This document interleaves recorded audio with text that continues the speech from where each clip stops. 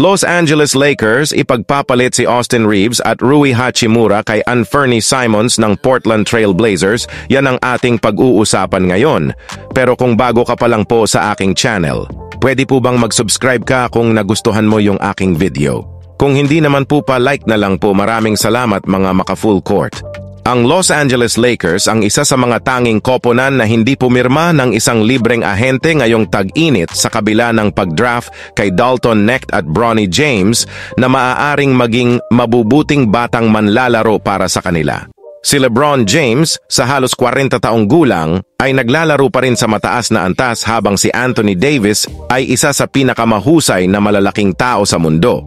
Ang Lakers ay maaaring maging all-in ngayong tag-init at makuha ang namumuong bituin na si Anthony Simons upang lumikha ng bagong Big Three sa koponan sa pasulong. Matatanggap ng Los Angeles Lakers si Anthony Simons. At makatatanggap naman ng Portland Trail Blazers si Austin Reeves, Rui Hachimura, 2029 first round pick, LAL.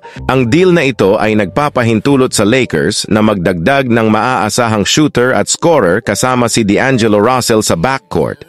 Siyempre, kailangang isuko ng Lakers ang mga batang talento, ngunit ang pagkakataong lumikha ng bagong panimulang lineup ay maaaring sulit sa huli.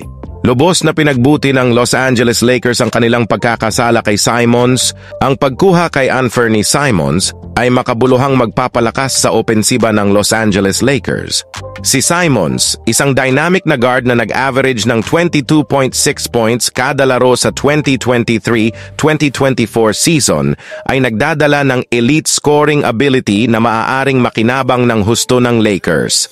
Sa kanyang 3-point shooting 38.5% from beyond the arc last season, si Simons ay magbibigay ng kinakailangang espasyo para kay LeBron James, 25.7 PPG, 7.3 RPG, 8.3 APG, at Anthony Davis, 24.7 PPG, 12.6 RPG, 2.3 BPG, ang kanyang kakayahang gumawa ng sarili niyang shot at mag-facilitate para sa iba ay umaakma sa kasalukuyang roster ng Lakers, na madalas nahihirapan sa pare-parehong perimeter shooting.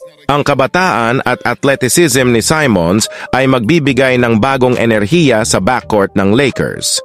Sa 25 taong gulang, siya ay pumapasok sa kanyang kalakasan at maaaring bumuo ng isang malakas na nakakasakit na trio kasama sina James at Davis. Ang kanyang presensya ay magpapagaan ng ilang pasanin sa pagmamarka mula kay James, na magbibigay daan sa veteranong superstar na mas mag-focus sa playmaking at depensa. Ang kabilisan at kakayahan ni Simons na tumagos sa mga depensa ay lumikha din ng mga pagkakataon para kay Davis, lalo na sa mga pick and roll na sitwasyon kung saan si Davis ay mahusay bilang isang rollman.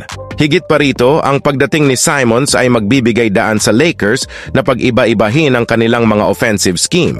Sa kanyang kakayahan sa pag-i-score, ang Lakers ay maaaring magpatakbo ng higit na isolation at pick-and-roll plays na ginagawang hindi mahuhulaan ang kanilang opensa. Ang dagdag na versatility na ito ay maaaring maging mahalaga sa playoffs, kung saan ang mga koponan ay madalas na nakikisali sa pagpapahinto sa mga pangunahing option.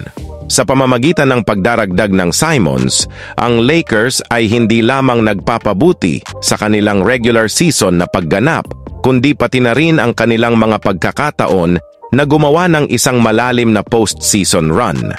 Para sa Lakers, ang pagkuha kay Anthony Simons ay isang madiskarteng hakbang para i-upgrade ang kanilang offensive arsenal, at ang galing ni Simons sa pagmamarka, lalo na mula sa kabila ng arko, ay nagbibigay sa Lakers ng espasyo at offensive versatility na kailangan nila kasama sina LeBron James at Anthony Davis. Ang kanyang kakayahang lumikha ng sarili niyang shot at maging mahusay sa mga pick-and-roll na sitwasyon ay umaakma sa kasalukuyang roster dynamics ng Lakers. Gayunpaman, ang kalakalan ay dumating sa isang makabuluhang halaga. Ipinakita ni Austin Reeves ang pangako bilang isang versatile guard, at ang paghihiwalay sa kanya kasama ang mga potensyal na draft pick ay nakakabawas sa lalim at flexibility ng Lakers sa hinaharap. Ang kalakalan ay nagpapabuti sa agarang opensiba na pananaw ng Lakers, ngunit naglalabas ng mga katanungan tungkol sa kanilang pangmatagalang diskarte at lalim.